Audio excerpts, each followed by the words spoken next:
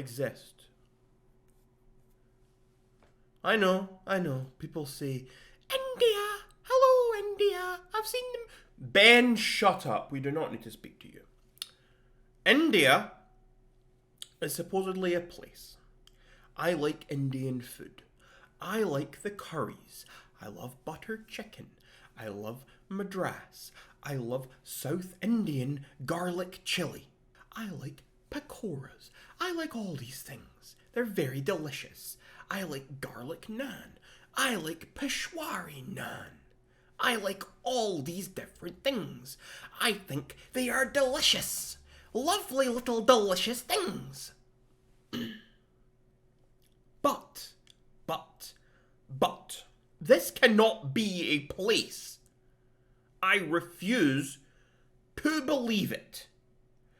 As far as I'm concerned, it's a place that exists in name only.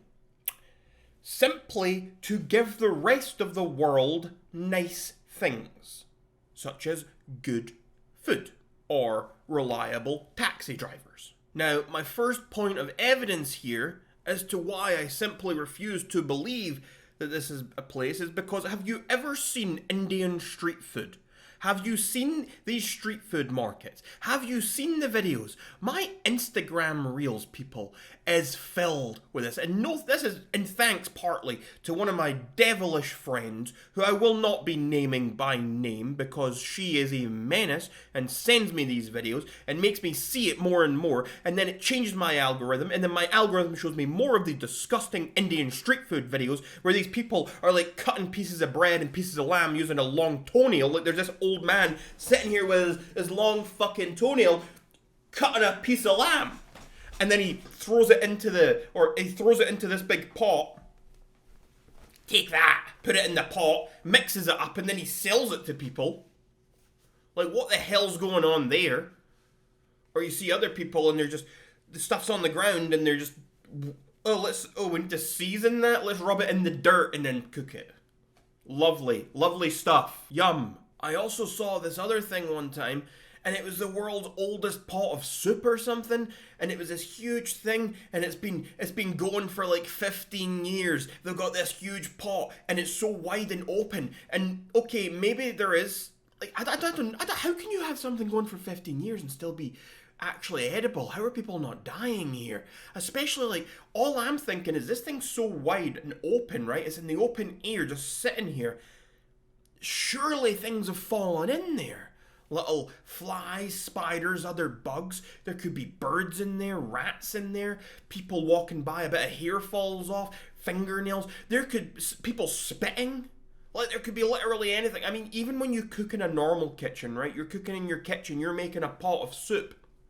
You might get some odd little bits in that. Things that people aren't going to notice because it's so minuscule. Like, there might be a little bit of saliva or a little bit of dust or something that's going to probably end up in your food. Your food's always going to have some sort of contamination, right?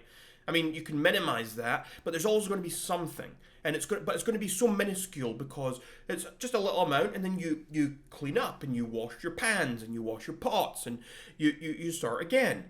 But with this pot that's never been turned off and it's been cooking for like 15 years, you're going to just keep adding this stuff to it. It's just going to be more and it's going to be more and it's going to be more. And so suddenly the contamination percentage is not going to be minuscule. It's going to be huge because it's continuously being mixed in and nothing's being cleaned. Anyway, that's just the street food and stuff. That's just absolute. Yeah. Also, we're to believe that India came from Pakistan. We're to believe that one day Pakistan was just existing. Hello, we are the people in Pakistan and we're having a good time. We're all lovely people. And then one day, just India appears and they go, hello, we are the Indians. We are also nice people.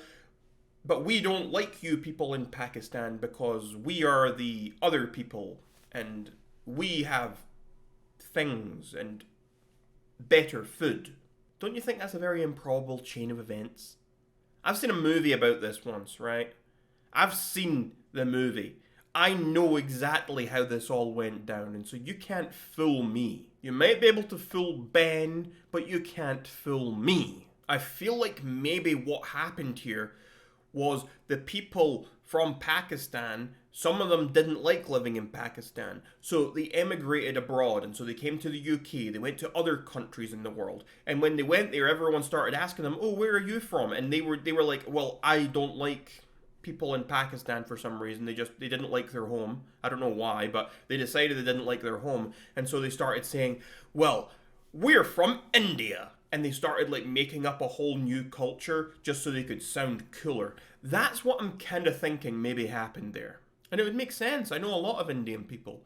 They're always so jolly, they're always happy, and they're good fun, and they can be cheeky sometimes. I know a couple of taxi drivers who regularly pick me up from a specific restaurant, and they always have some fun, and they're always bantering back and forth. And sometimes they say nasty things to me, and I'll sometimes say nasty things back to them, and we have a good time, and we wind each other up, and then they drop me off where I'm going, and I see them the next week. I'd also love to go to an Indian wedding. They always look so much fun when they're screwing in the light bulbs and they're doing their things. They look like so much fun. They look like a really great party. Those people definitely know how to party.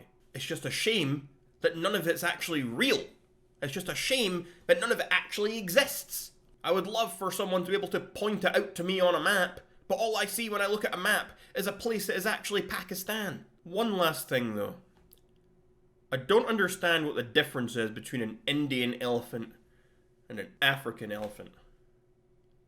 Is it the accent? Do their trunks make different noises? Is